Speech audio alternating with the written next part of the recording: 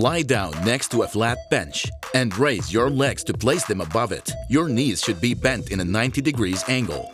Place one hand on the floor and the other behind your ear next to your head. Start moving it so your elbow gets closer to touch your opposite knee while exhaling.